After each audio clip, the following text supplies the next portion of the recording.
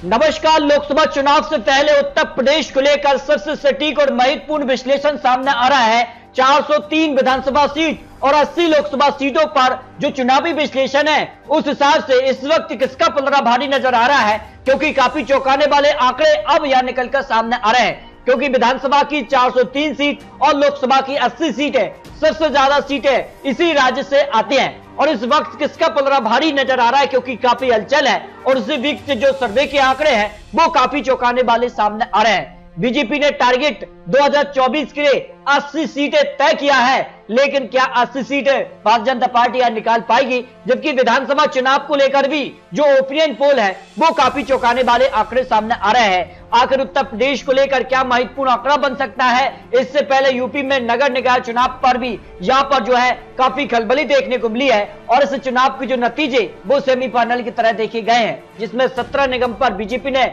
यहाँ कब्जा जमाया है। वही अगर बात की जाए तो नगर पंचायत और यहाँ पर जिसका नगर पालिका पर भी बड़ी जीत मिली है और इसी दम पर बीजेपी टारगेट 80 सीटें तय कर रही है। लेकिन कहीं न कहीं जिन सीटों पर मुस्लिम मतदाता है वो काफी महत्वपूर्ण हो जाते हैं। तो अगर बात की जाए बिजनौर में 45% मुस्लिम वोटर आते हैं, मुरादाबाद में 48%, नगीना में 45% और संभल में 43% और सहारनपुर में भी 43 और 38%, अमरोहा और गाजीपुर में 10% मुस्लिम वोट बैंक जो काफी निर्णायक होता है। तो क्या बीजेपी 80 सीटें निकाल पाएगी? क्या मुस्लिम वोट बैंक बीजेपी की तरफ जा पाएगा? क्योंकि जिस कार का आंकड़ा यहां निकल कर आ रहा है मटराइज के हिसाब से किसकी कौन पसंद है। देखिए, बीजेपी को 9% मुस्लिम वोटर्स जो हैं वो वोट कर सकते हैं, समाजवादी पार्टी को 68%, बीएसपी को यहां 17%, अन्य के पक्ष में 6% मुस्लिम वोट बैंक जा सकता है, जो अनुमान मटराइज ने लगाया है। लेकिन अगर बात की जाए तो सीएम के तौर पर बेहतर कार्यकाल किसका रहा? देखिए, योगी आदित्यनाथ 42% लोग मान रहे हैं कि जो उत्तर प्रदेश में योगी आदित्यनाथ सरकार का कामकाज रहा है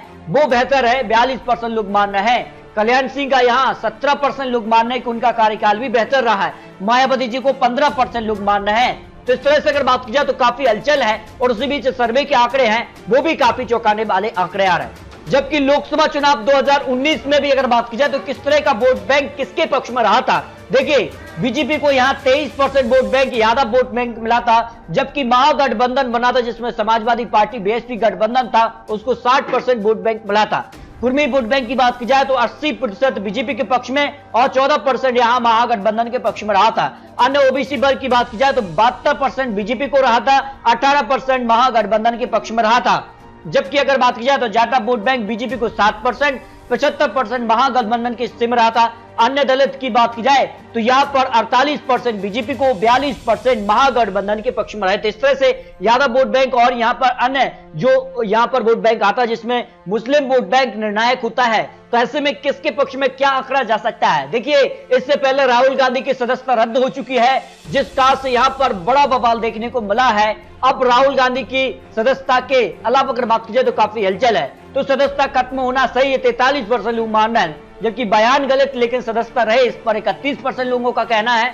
सजा से असहमत राजनीति हुई इस पर 22% और पता नहीं ऐसे 4% लोग जाते हैं, जो मटराइज ने हाल ही में सर्वे जारी किया है। इससे पहले भी यहाँ उत्तर प्रदेश में लोकसभा सीट पर उपचुनाव था जिसमें मैनपुरी में डिंपल यादव ने यहाँ एक बड़ी जीत हासिल की थी। तो काफी कुछ हलचल है और उसी बीच सर्वे के आंकड़े भी काफी चौंकाने वाले हैं, जिस कारण से यहाँ पर 80 सीटों पर क्या कुछ आंकड़ा बन सकता है। क्योंकि हाल ही में कर्नाटक चुनाव रिजल्ट के बाद कहीं ना कहीं कांग्रेस में जोश आई है और वो दावा करी कि कहीं ना कहीं बड़ा उलटफेर कर पाएंगे। लेकिन 80 सीटों का क्या ओपिनियन पोल हो सकता है? जबकि 403 विधानसभा सीटों की भी चुनावी आंकड़े आ रहे हैं। उत्तर प्रदेश में किसको कितनी सीटों पर बढ़त मिल सकती है? तो पश्चिमी यूपी की 27 लोकसभा सीटें आती हैं, जिसमें काफी महत्वपूर्ण यहाँ जिले आते हैं। सहारनपुर है, कैराना है, मुजफ्फरनगर, बिजनौर, नगीना, मुरादाबाद, रामपुर, संभल, अमरोहा, मेरठ, बागपत, गाजियाबाद जैसे, जिनमें कहीं ना कहीं कुछ ऐसे जिले हैं जहां पर मुस्लिम वोट बैंक भी काफी महत्वपूर्ण हो जाता है। तो यहाँ के क्या कुछ आंकड़ा बन सकते हैं? तो यहाँ अगर बात की जाए तो बीजेपी को 18 से 23 लोकसभा सीटें जा सकती हैं। 80 लोकसभा सीटों के आपको आंकड़े दिखा रहे हैं। अंत में आपको विधानसभा चुनाव की भी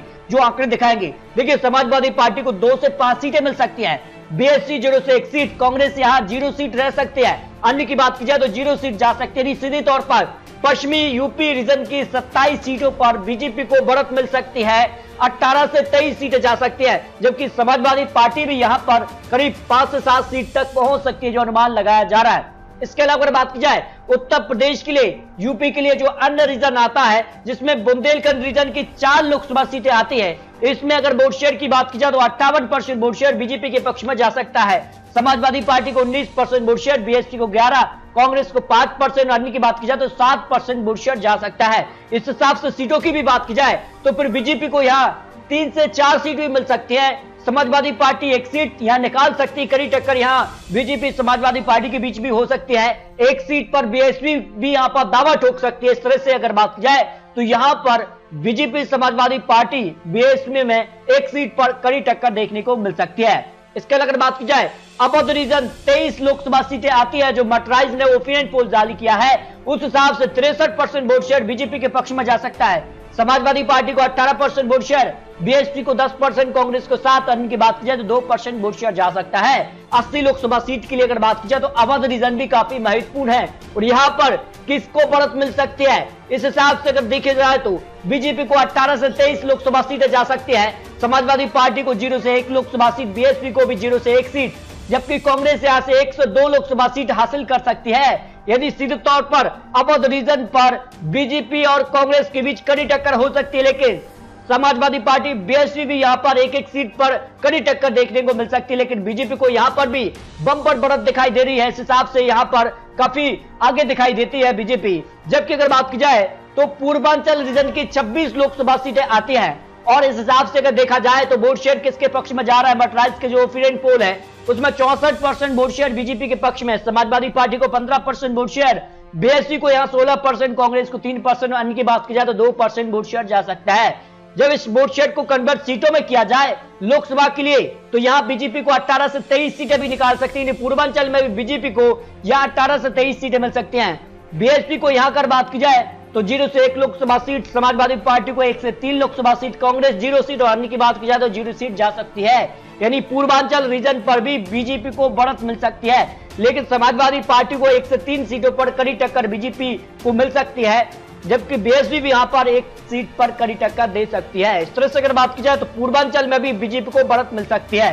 अब अगर बात की जाए तो ओवरऑल 80 लोकसभा सीटें जो है उन पर अगर वोट शेयर को कन्वर्ट किया जाए, जिस तरह से वोट शेयर 80 लोकसभा सीटों पर एक साथ आ रहा है, 63% वोट शेयर जा सकता है। समाजवादी पार्टी को यहां 19% वोट शेयर, बीएसपी को 11%, कांग्रेस को 4% और अन्य की बात की तो 3% वोट शेयर जा रहा है। यानी लोकसभा चुनाव के लिए 80 लोकसभा सीटों का जो फाइनल यहां पर आंकड़ा है वोट शेयर के हिसाब से अगर सीटों में कन्वर्ट किया जाए तो देखिए फिर बीजेपी के लिए 67 से 63 सीटें मिल सकती है। भारतीय जनता पार्टी के पक्ष में जो 64 सीटें 2019 में मिली थी उससे बीजेपी आगे निकल रही है। कहीं ना कहीं बीजेपी को कुछ सीटों का फायदा मिल रहा है, लेकिन बीजेपी ने यहां 80 लोकसभा सीटों का टारगेट सेट किया है।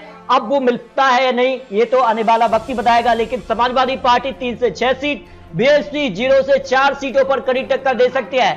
कांग्रेस भी यहां पर 1 से 2 लोकसभा सीटों पर जहां जो है कड़ी टक्कर मिल सकती है। अन्य की बात की जाए तो 0 सीट जा सकती है। तो इस तरह से लोकसभा चुनाव के लिए उत्तर प्रदेश सबसे महत्वपूर्ण राज्य माना जाता है और ये माना जाता है कि केंद्र में जिसको जाना है उत्तर प्रदेश सबसे बड़ा राज्य है और यहां पर जिसको बढ़त मिलती है सरकार बनाने के चांसेस दिखाई देते हैं। इस हिसाब से भारतीय जनता पार्टी को यहां जबरदस्त फायदा मिल रहा है। 2019 लोकसभा से भी आगे सीटें यहां निकाल सकती है। जबकि अगर बात की जाए तो उत्तर प्रदेश की 403 विधानसभा सीटें भी आती हैं और अगर इन सीटों के वोट शेयर की बात की जाए तो 49% वोट शेयर योगी आदित्यनाथ जी के पक्ष में जा सकती है। समाजवादी पार्टी अखिलेश यादव को 35% वोट शेयर, बीएसपी को 11%, कांग्रेस को 1% और इनकी बात की जाए तो 4% वोट शेयर जा सकता है।